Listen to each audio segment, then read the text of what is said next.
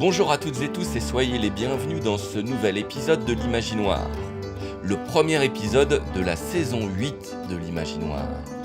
Alors, si vous tombez pour la première fois sur cette émission, laissez-moi vous présenter les grandes lignes de ce projet. L'Imaginoire est une émission réalisée en étroite collaboration avec des personnes touchées de près ou de loin par la déficience visuelle. C'est une émission mensuelle de 25 minutes, diffusée largement sur le web, ainsi que sur une vingtaine de radios partenaires. Elle se compose tous les mois à loisir de débats, de portraits de vie, de chroniques, etc. Mais surtout, l'idée n'est pas de parler à la place des gens, mais d'accompagner les gens à s'emparer de ces outils et de faire ensemble. Moi, je suis Sébastien, je travaille dans l'association Résonance, REZONANCE, un média audiovisuel participatif basé en Dromardèche. Et mon rôle là, c'est d'accompagner les gens à s'emparer des outils, de récupérer tous les enregistrements, de les mixer dans mon studio et tous les mois de vous proposer une émission originale, directe et sans tralala. Bref, ici, on co-construit. Alors, si vous êtes directement concerné, si vous êtes un proche, un aidant, une structure, eh bien n'hésitez pas à nous contacter. Et réalisons ensemble les prochaines émissions de l'Imaginoire. Et des émissions qui vous ressemblent. Et qui nous rassemblent. Vous pouvez nous contacter par mail à l'imaginoire, @lilo.org.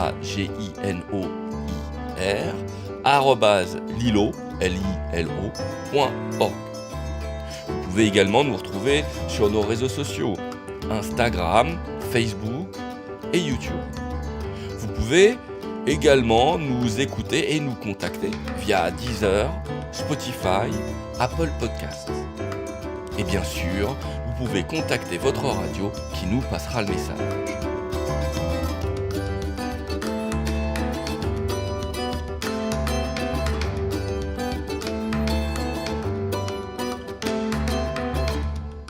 Voilà pour cette introduction nécessaire au début de chaque saison. Mais qu'y a-t-il au programme du jour ? Bien, un programme bien chargé, et j'ai peur que tout ne rentre pas dans les 20 minutes. Alors, on attaque directement en faisant la connaissance de Florence, croisée il y a quelques semaines sur Avignon, chez nos partenaires de la SAMSA. Moi, je m'appelle Florence, j'ai 34 ans et je suis née à Carvin. J'y suis restée jusqu'à l'âge de 19 ans et ensuite je suis allée vivre chez mon père qui était à Nice. Et bon, après j'ai beaucoup barulé dans ma vie jusqu'à aujourd'hui. Voilà, et je ne travaille pas. Et pourquoi donc ? Parce que j'ai beaucoup de choses à gérer dans ma vie autre que le travail. J'ai eu pas mal de soucis dans ma vie qui me bloquent un peu au niveau du travail. C'est pas que je suis feignante, c'est pas que je n'ai pas envie de travailler, c'est pas comment m'y prendre, et c'est que j'ai pas trop fait de stage non plus étant scolarisée. Ouais. J'ai jamais trop su en fait quoi faire exactement comme métier. Ça a été quoi ta scolarité alors ? Alors j'ai fait ma scolarité à Lille, à l'ERDV de Los. C'est l'école régionale pour déficients visuels depuis l'âge de 6 ans et j'ai quitté à l'âge de 19 ans. Et tu as toujours été déficiente visuelle ? Ça s'est déclenché à l'âge de 1 an et demi. J'avais des troubles de la vision et à l'âge de 2 ans et demi, on m'a déclenché une rétinite pigmentaire.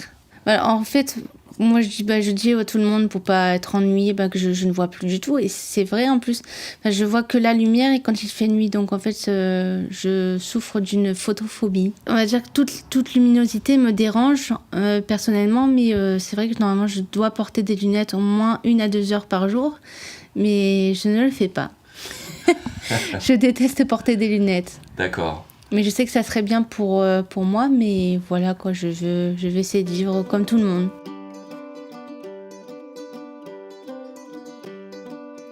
J'ai commencé à avoir un chien de guide déjà il y a un peu plus d'1 an. Et j'adorais mon toutou parce que c'était ma première fille. Et le souci, c'est que ça s'est mal passé en fait. Elle a eu un manque d'éducation et après, au niveau caractère, en fait, il faut que le binôme se fasse et ça n'allait pas du tout au niveau travail. Trop de bêtises, elle sautait partout, sur tout le monde. Et quand j'étais partie en vacances, elle m'avait fait tomber même jusqu'à la gare. Je me suis éclaté la cuisse parce qu'on signe quand même un contrat pour 8 ans. Donc c'était à voir si je gardais le chien et je galérais comme ça pendant 8 ans, c'était pas faisable. Donc le mieux à faire, c'est de redonner le chien pour qu'il soit rééduqué derrière, pour donner à quelqu'un d'autre. Alors du coup, j'ai attendu peut-être 2 mois et on m'a proposé un autre chien, une chienne qui s'appelle Tonka. Ça a fait 1 an, là, le 2 février, que je l'ai. Et elle a fêté ses 3 ans avec moi la semaine dernière. Elle est présentement allongée sous la table.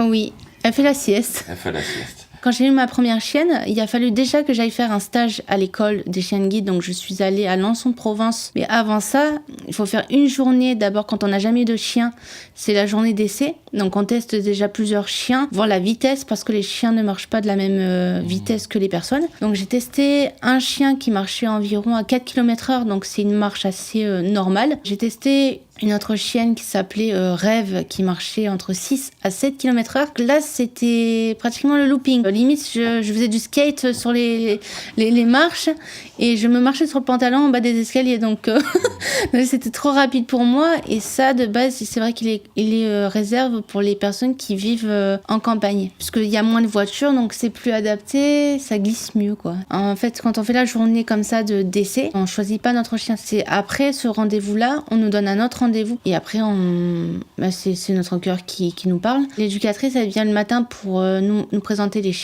Et moi, j'ai choisi donc Summer. Mais avant ça, j'ai d'abord marché avec Smoothie et après avec Summer. Donc en fait, c'est selon les marches, c'est là qu'on choisit le chien. Moi, j'ai passé une nuit avec ma chienne, donc déjà pour apprendre un peu à se connaître, pour l'environnement dans l'appartement. Donc du coup, en extérieur, c'est complètement différent. Sachant que j'avais jamais eu de chien de ma vie, je marchais avec mon chien, j'avais l'impression d'avoir un lièvre, parce qu'elle sautait vraiment de partout, et je savais pas si elle voulait se disputer avec d'autres chiens ou pas. Donc après, c'est apprendre à connaître le chien, son caractère. Donc c'est pas simple quand c'est les premiers jours comme ça. Donc je suis allée à Lançon de Provence pour faire mon stage. J'ai fait 1 semaine à Lançon et 1 semaine au domicile. La semaine à Lançon, c'est vraiment pour apprendre le code, en fait comme le code de la route.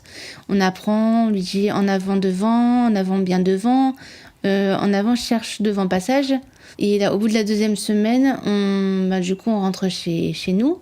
C'est là qu'on apprend vraiment bien se connaître et on va dire il y a des liens qui commencent déjà à se créer au bout de la semaine de stage. Un coup, les chiens ils sont en famille d'accueil, un coup ils sont à l'école, un coup ils sont chez les gens, donc après ils sont un peu perdus aussi au début, comme nous. Il faut entre 6 à 1 an pour que le binôme se forme.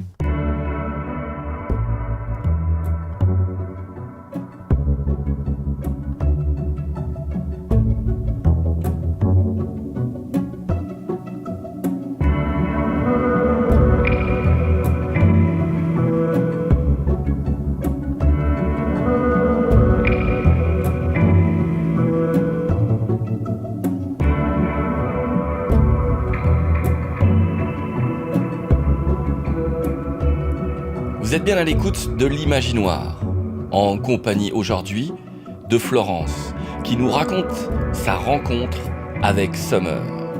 Retour à l'entretien. Avec le chien, on a une canne et qui ne sert pas à poser au sol en fait. C'est une canne de signalement qui est beaucoup plus courte et qui sert à tâtonner quand on est un peu paumé, on va dire, pour pouvoir se retrouver et se remettre dans le droit chemin. Parce que le chien, il est un peu coquin, il essaie de nous tirer un peu à droite à gauche, il essaie de vouloir faire un peu sa vie aussi, parce que ça reste un chien. Mais on doit essayer de le recadrer parce que c'est son travail. C'est vrai que les personnes qui sont autour, ils veulent toujours la caresser ou des choses comme ça. Et c'est des choses qu'il ne faut pas faire parce que ça perturbe le chien. Ça nous contrarie toutes les deux en fait pour notre trajet. Avant d'avoir le chien, j'avais commencé à travailler, à ressentir le sens des masses. Quand on a la canne blanche, en fait, on est obligé des moments au départ, quand on ne connaît pas un trajet, on tâtonne beaucoup plus en fait au niveau des murs. Et petit à petit, en fait, on m'a apprise à me séparer un peu du mur. Pas de trop non plus, mais pour que je puisse au moins sentir les murs. En fait, les murs, je sens quand il y a des objets à hauteur de visage et on sent pas tout ce qui est à hauteur du plexus. De la poitrine, on sent pas. Quand on va trop vite, moi je sais que j'ai tendance à aller un peu trop vite, à marcher très vite même. Et ben là, c'est vraiment la concentration. Je sais que c'est un manque de concentration et je sens pas les camions parce que je me les prends quoi, en pleine face. Alors que je sais les sentir quand je vais quand même beaucoup plus doucement. C'est comme si on avait une présence en fait, mais c'est les murs. Tout ce qui est les haies, vraiment tout ce qui est à hauteur de visage. Je sens même quand il y a quelque chose au-dessus de ma tête, quand je passe en dessous d'un arrêt de bus ou sous un pont ou des choses comme ça. Pourtant, j'ai appris la locomotion dès l'âge de, on va dire, 14 ans, 13-14 ans. Mais comme j'avais un reste visuel, du coup, je n'étais pas concentrée sur tout ça. Je me fiais en fait avec le reste de visuel que j'avais, même encore jusqu'à mes 19-20 ans. Et là, ça commence à devenir assez important que je puisse vraiment bien apprendre la canne. Et on m'avait dit même de garder des lunettes déjà à l'époque. Et j'avais l'œil droit déjà à 19 ans qui était plus bon, quoi. Il marchait plus. Et à l'âge de 16 ans, on m'a dit que j'allais plus fort du jour au lendemain. Quand même avec le chien, ça me permet de moins me servir de ma canne blanche en fait. Et franchement, c'est beaucoup plus fluide.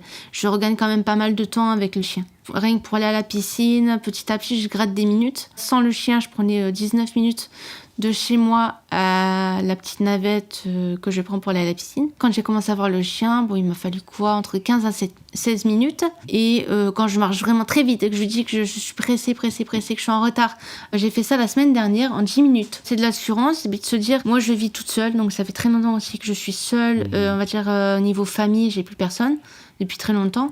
Donc c'est vrai que le fait d'avoir eu déjà ma première chienne Summer, j'étais super contente, j'étais accompagnée. Et c'est vrai que ça m'a fait quelque part une protection. Même si le chien, ils sont pas là pour agresser les gens, pour défendre, mais ils ont quand même chacun leur comportement. Donc après, c'est apprendre à connaître le chien, parce qu'une fois, j'ai été suivie un soir. Et moi, je le savais parce que ce monsieur-là, c'était un monsieur qui m'avait accosté gentiment. Et il m'avait demandé si j'allais bien. Ça m'a pas surprise tout de suite en fait, mais j'ai senti son parfum. Je sais que quand il fait chaud, le parfum, c'était un parfum assez sucré. Donc en fait, il bougeait le parfum. Une fois, il y avait une odeur, après ça partait. Et alors que quand il y a du vent, le parfum, il est un peu partout et on est un peu perdu. On ne sait pas où est la personne. Alors que là, je savais que la personne bougeait et ma chienne, Summer, du coup, elle faisait que des allers-retours. En fait, je la tenais en laisse. Je l'emmenais juste en balade pour faire ses besoins. Et elle me prévenait qu'il y avait un souci. Et donc, du coup, là, j'ai ralenti. Et c'est vrai que je me suis dit que je sentais le parfum du gars que je venais de croiser. Alors que je lui avais dit de me laisser, en fait, je baladais ma chienne. Il m'a suivie et à un moment donné, jusqu'au bout où je me suis arrêtée, je sais que quand elle s'arrête et qu'elle fait pas ses besoins, de toute façon, c'est qu'il y a un souci. Et elle était très pudique, en fait. C'est moi qui lui faisais faire ses besoins et il fallait pas qu'il y ait...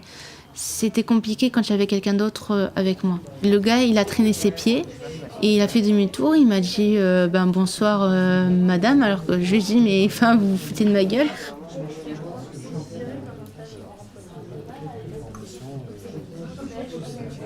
On retrouvera Florence pour la suite de la discussion lors d'une prochaine émission. Car maintenant, on vous emmène à Valence, dans les locaux du service d'aide à l'acquisition de l'autonomie et de la scolarisation, le S3AS. C'est une réunion qui a pour but de présenter à une poignée de jeunes déficients visuels un projet international, puisqu'il s'agit de les emmener en Italie d'ici la fin de l'année, afin d'échanger et d'interroger leur pratique du numérique.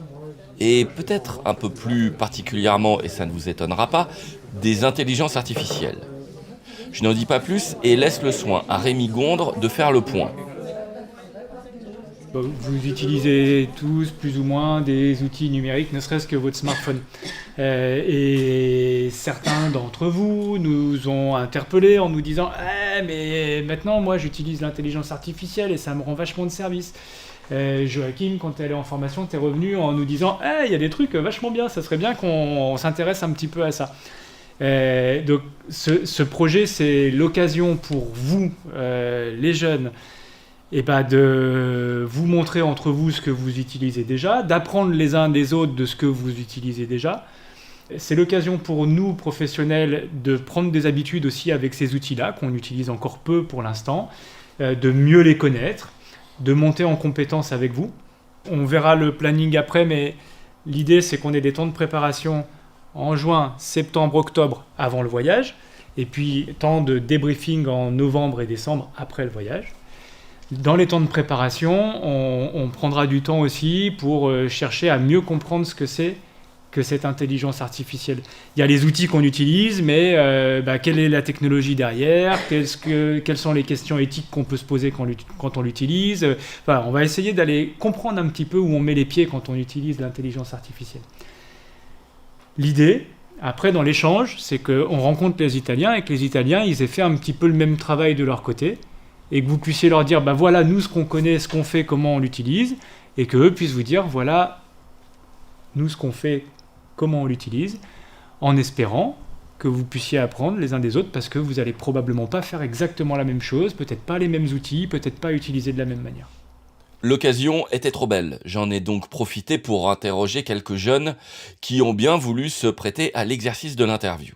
On commence avec un certain Augustin, fort connu des services de l'Imaginoire, puisqu'à une époque pas si lointaine, il y a largement participé à l'Imaginoire. Allez, Gus, c'est à toi. Donc je m'appelle Augustin, j'ai 15 ans, je suis malvoyant. Alors là, on vient d'avoir une présentation pour un projet. Toi, t'es parti pour le faire. Ah bah tout à fait, moi si ça se fait, je le ferai. La thématique, donc, c'est un petit peu sur l'arrivée des intelligences artificielles. Et puis un petit peu comment ça impacte vos pratiques, parce que par ailleurs dans l'émission on a déjà parlé souvent de l'évolution du numérique, etc. et puis des facilités que ça peut engendrer. Là c'est un peu plus spécifique, c'est autour des intelligences artificielles. Du coup ma première question véritablement, ça serait de savoir si toi tu les utilises, comment tu les utilises et qu'est-ce que ça t'a apporté en fait. Alors moi j'utilise pas mal les intelligences artificielles. Déjà des intelligences artificielles assez classiques, comme ChatGPT, comme tout le monde peut les utiliser de façon générale. Et puis après, par rapport à ma malvoyance, d'autres IA un peu plus spécialisées, comme une IA qui s'appelle Be My Eyes, qui est une IA à qui on peut demander pas mal de choses. Ça peut être d'extraire du texte, ça peut être d'analyser une image, ça peut être plein de choses. Donc des applis comme ça, il y en a pas mal. Doublée d'IA ou pas, celle-là c'est la meilleure, j'ai trouvé. C'est la plus ergonomique, la plus facile à utiliser. Et toi, comment t'es rentré dans le monde des intelligences artificielles ? Alors pour cette IA-là spécialisée dans la malvoyance, je l'ai appris, je sais plus, par une newsletter de personnes malvoyantes, je crois. D'accord. Qui recommandait cette appli qui franchement est top.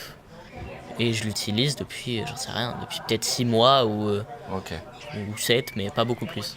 Qu'est-ce qui manque ? Il y a des IA grand public, des chatbots comme ChatGPT, dont les applis ne sont vraiment pas accessibles aux lecteurs d'écran. Donc ça, c'est pas terrible.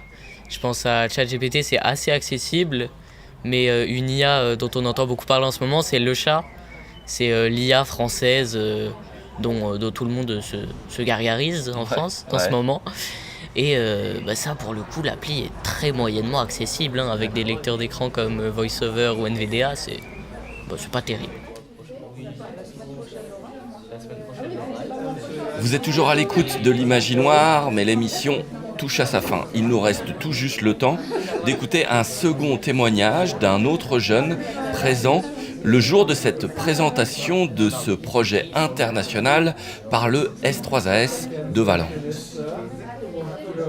Bonjour, moi je suis Monsieur Baïvakeles, j'ai 21 ans et je suis étudiant à l'Université Lyon 2. Je fais une licence en économie, en administration et je suis déficient visuel.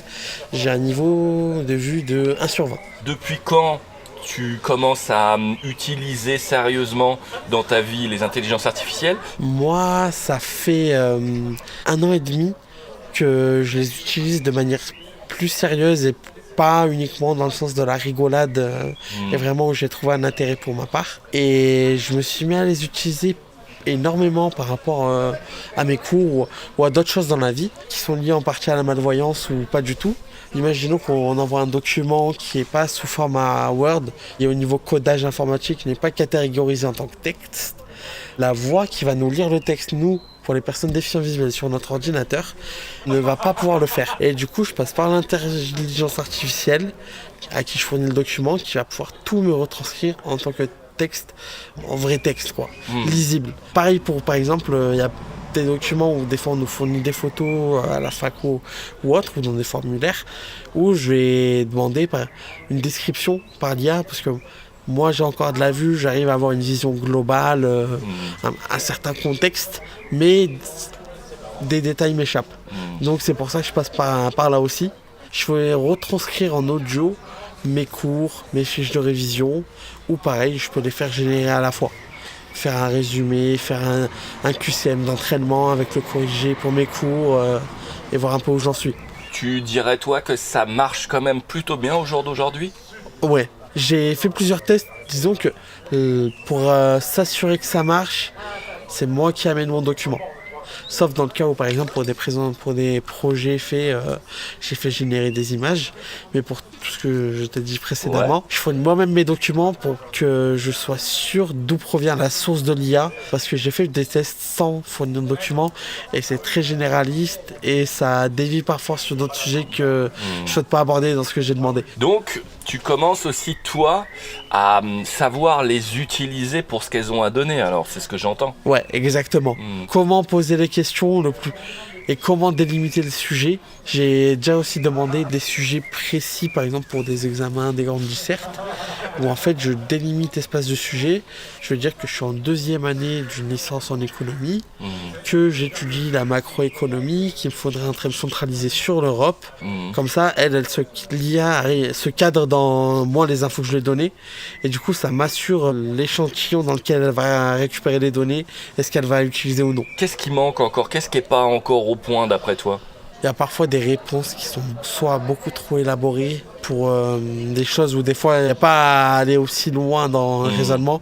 Moi par exemple, pour les corriger des QCM que j'avais fait générer, je me suis retrouvé avec des pages ou des demi-pages pour une réponse d'un QCM alors que c'était pas ce que j'attendais. Et ça par exemple, c'est très compliqué à délimiter pour lui faire comprendre que je veux un truc clair, bref, concis et que ça aille à l'essentiel, pas plus. L'IA, moi, si je lui dis va à l'essentiel, elle va peut-être pas comprendre l'essentiel comme moi je le souhaite.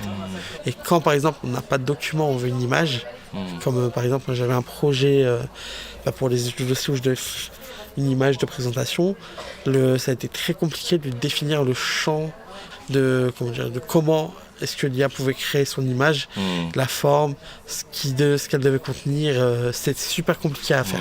Ça m'a pris plusieurs essais. Je trouve que ce qui est dommage, c'est qu'encore aujourd'hui, on ne montre pas assez encore le côté positif qu'apporte l'IA dans le quotidien et pas uniquement dans le côté fake news, facultatif, faire des faux documents, faire des choses comme ça. On ne parle pas assez du positif, comme j'ai dit, qu'elle a apporté. Par rapport au projet, je trouve que c'est super d'organiser un voyage en plus à l'étranger sur plusieurs jours et qu'en plus là on aborde un thème avec des personnes qui sont de notre région d'Italie et qui du coup vont avoir tout un autre rapport, que ce soit à la déficience visuelle, aux outils qu'ils utilisent, comment là-bas sont rendus accessibles les lieux publics, les musées, que ce soit les rues ou autres. Et donc le sujet qui est très de l'IA en plus qui est apporté à tout cela, qui est très très discutable. Donc ça permet d'apporter un super échange. Ok. À vos souhaits. Merci.